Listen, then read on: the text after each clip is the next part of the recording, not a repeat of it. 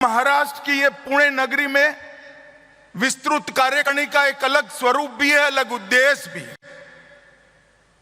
हमने विस्तृत कार्यकारिणी देश भर में 2024 के चुनाव के बाद फिर से एक बार हमारे कार्यकर्ता हमारे विजय अभियान में लग जाए, इसके लिए बुलाई है।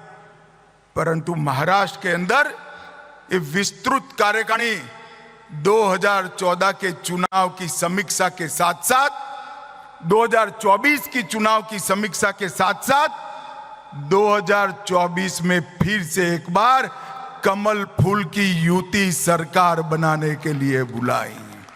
और इसलिए आप सभी को निमंत्रित किया है। मैं सबसे पहले आप सभी कार्यकर्ताओं का मनपूर्वक अभिनंदन और आभार पार्टी की ओर से प्रकट करना चाहता हूं। कड़ी धूप के अंदर मैंने महाराष्ट्र के कार्यकर्ताओं को ये चुनाव अभियान के अंदर दौड़ते हुए देखा है, पसीना बहाते हुए देखा है, परिणाम के लिए पल पल जूझते हुए देखा है। और मैं आज कहने आया हूं कि महाराष्ट्र के हर कार्यकर्ता ने परिश्रम की पराकाष्ठा कर कर भारतीय जनता पार्टी को यश दिलाने का काम किया है। और भाई और बहनों, जब हम आज यहां आए हैं तो परिणाम हमारे सामने।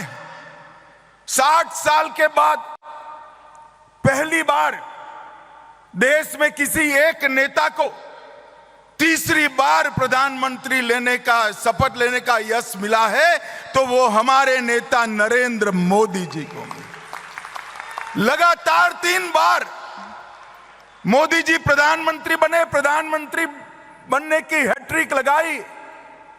और आज मैं कहने आया हूं महाराष्ट्र के कार्यकर्ताओं को, हमने महाराष्ट्र विधानसभा में भी 14, 19 और 14 और 19 से योग जितना बड़ा विजय 24 में प्राप्त करने के लिए पुरुषार्थ करना है। कार्यकर्ता मुझे मिले हैं, कल रात को भी कुछ लोग मिले, आज सुबह से महाराष्ट्र के प्रमुख कार्यकर्ता मुझे मिल रहे हैं। थोड़ा बहुत कंफ्यूजन दिखाई पड़ता है। एक भ्रांति फैलाने का काम हमारे विपक्ष ने किया है। मैं आज आपको एक उदाहरण देकर 2024 के नतीजों को एक्सप्लेन करना चाहता हूं। 2 बच्चे थे, एक ही क्लास में पढ़ाई पढ़ते थे। एक बच्चा हमेशा 80% मार्क से पास होता था, क्लास में नंबर 1 आता था। दूसरी एग्जाम आई, उसने तय किया कि इस बार 80 नहीं चलेगा, मैं 90 लाऊंगा। अब उसने लक्ष्य तय किया। लक्ष्य कभी कोई नीचा नहीं तय करता है, ऊंचा ही तय करता है। और दूसरा एक विद्यार्थी था, वो 4 साल में उसी कक्षा में नापास हो रहा था, उसको 20 मार्क आ रहे थे। उसने लक्ष्य रखा कि मैं 20 नहीं, इस बार 30 लाऊंगा। पास होने का लक्ष्य नहीं रखा, 30 लाने का लक्ष्य रखा। अब एग्जामिनेशन हो गए, परिणाम आ गया। जिसने 90 का लक्ष्य रखा था उसको 80 की जगह 78 आ गया, और जिसने 20 का लक्ष्य रखा था उसको 30 की जगह 25, 20 की जगह 25 आ गए। अब मुझे बताओ भाई, कौन सा विद्यार्थी का परिणाम अच्छा है? जरा बताओ, 80 वाले का अच्छा है या 20 वाले का अच्छा है? एक बात मुझे सभी कार्यकर्ता बताएं, जो विजयी होता है उसकी सरकार बनती है। भारत में सरकार किसकी बनी है? जरा जोर से बोलो, किसकी बनी है? विपक्ष में कौन बैठा है? तो विजयी कौन बना है?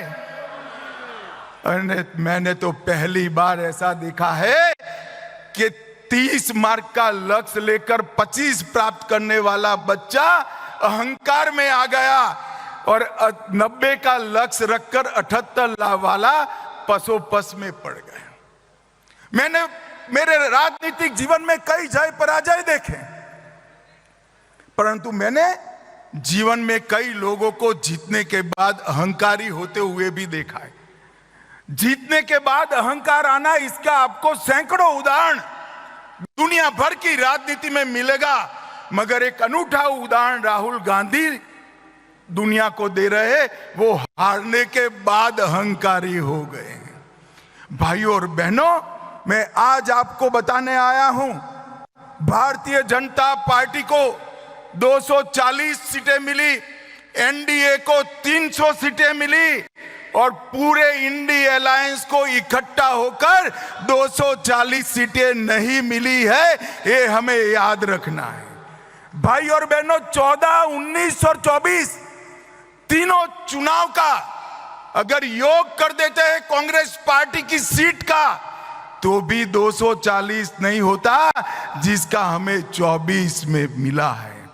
मैं आज कहने आया हूं कि इस चुनाव के अंदर देश भर की जनता ने नरेंद्र मोदी जी के 10 साल के शासन पर मुहर लगाने का काम किया है और तीसरी बार मोदी जी को बहुमत के साथ शासन करने का अधिकार दिया है। 300 सीट गठबंधन की और 240 सीट भारतीय जनता पार्टी की। कांग्रेस ने 10 साल शासन किया, कभी 240 सीट यूपीए में उनकी नहीं आई थी, मगर हमारा कार्यकर्ता और अच्छे का आशा रखने वाला कार्यकर्ता है, इसलिए थोड़ा मन में कसक रह जाती है। रह गई है ना? अरे जोर से बोलो, रह गई या नहीं रह गई है? पक्का रह गई है? तो कसक रह गई है तो सर पकड़कर नहीं बैठते हैं, नए लक्ष्य तय करते हैं और लड़ाई कहां दूर है, 24 में ही होने वाला है। सारी कसक महाराष्ट्र विधानसभा में पूरी कर फिर से भगवा लहराने का काम करें। मैं आज कहने आया हूं कार्यकर्ता को, हम 2 सीट प्राप्त कर एक बार हुई थी, राजीव गांधी ने हमें तंज कसा था, हम 2 हमारे 2। आज 15 साल तक वो विपक्ष में बैठे हैं और 15 साल तक अब निश्चित हो गया है कि देश का शासन भारतीय जनता पार्टी करेगी। ये विजय कोई छोटा विजय नहीं है। 10 साल के काम के बाद जीरो एंटी इनकम्बेंसी के साथ तीसरी बार हमारा गठबंधन पूर्ण बहुमत लेकर निकला है। कार्यकर्ता को हताश होने की जरूरत नहीं है। आज मैं आपको कहकर जाता हूं, महाराष्ट्र चुनाव का परिणाम सुनिश्चित है। मेरी बात मानकर घर पे जाना, इधर उधर बातों में मत आना। महाराष्ट्र में अब तक का सबसे बड़ा विजय इस चुनाव में मैं दीवार पर लिखा हुआ पढ़ पाता हूं, प्रचंड बहुमत के साथ युति की सरकार बनी और युति की सरकार भारतीय जनता पार्टी के नेतृत्व में बनेगी। आप मेरे शब्द को ढंग से समझ कर रखिए, भारतीय जनता पार्टी के नेतृत्व में युति की सरकार अगले चुनाव में बनने जा रही है और इसके लिए आज हमने संकल्प लेना पड़ा। हम किस पार्टी के कार्यकर्ता हैं? हम सत्ता प्राप्त करने के लक्ष्य के लिए निकले हुए लोग नहीं। हम विचारधारा को लेकर राजनीति के मैदान में आए थे।